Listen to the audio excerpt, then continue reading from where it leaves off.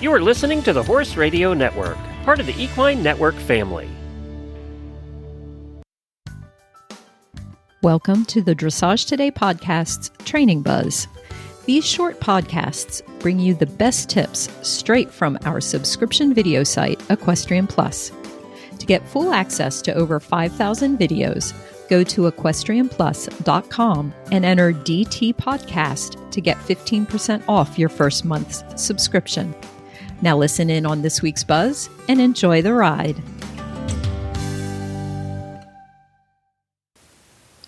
Welcome to this week's Training Buzz, sponsored by Purina. There's more talk than ever about the importance of probiotics in equine health, but not all probiotics are created equal. New Purina Systemiq Supplement remains live and active after the pelleting process and throughout the digestive system, making it all the way to the hindgut. Systemiq was designed to support normal recovery after exercise and occasional gastrointestinal stress. Whether you're using a probiotic now or not, it's time to use a live and active supplement from a name you trust. New Purina Systemiq Probiotic.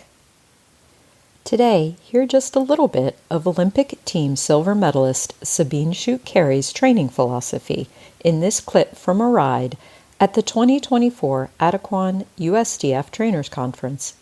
She talks about how to ride a horse that is a little stiff and, as a result, not as forward and engaged as he should be. And that's where you see why this horse is not quite forward, because he's stiff, right? He has to be a little bit more supple. That's why he looks like he has the brakes on, right? Do a 10-meter circle. Long leg, inner leg long, long, breathing with the leg. So, breathing. Good. Into the corner. Good. Collection, don't chase him. So when you feel he wants to trot, right, instead of riding into more speed, try to ride a turn, try to laterally, directionally shape him around your inner leg, and then teach him to push with the hind leg and not to pull himself forward from the front leg. Long leg, do a transition to walk. I want him to have a little break. Sit straight, don't collapse in that downward transition. Really paying attention to the little things. Canter, walk, walk, canter. Little bit more snaffle bits. Give him just a quick little break. Sitting. Oh, and there too, Bonnie, try to realize, even in your canter walk transition, he always has the thought of a halt, right? It's not fluid.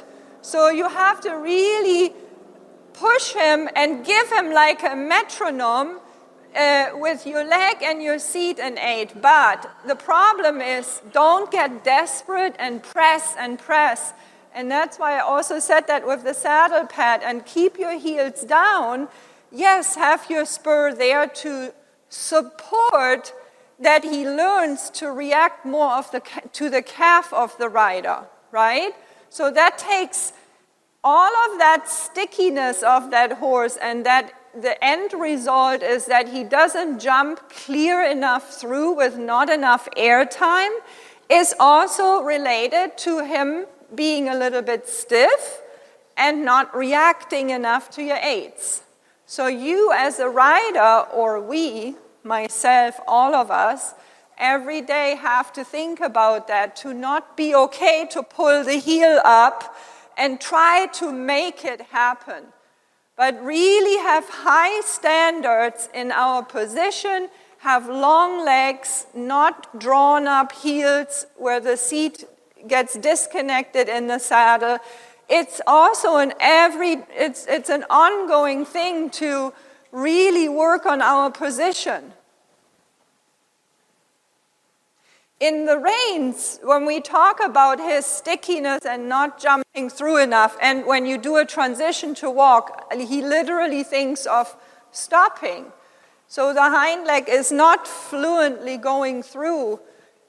Also careful with our hands, that the hands are supple and they are there for the contact, but they kind of have to recycle the energy through the reins and not get stuck in the rein. Then we're adding another aspect to the fact that he is not fluid enough to your forward driving aids,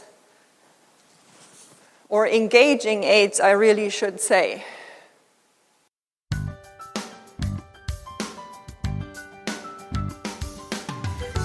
We hope you enjoyed this bonus podcast. Remember, go to equestrianplus.com to subscribe to our online catalog and enter DT Podcast to get 15% off your first month. Thanks for listening.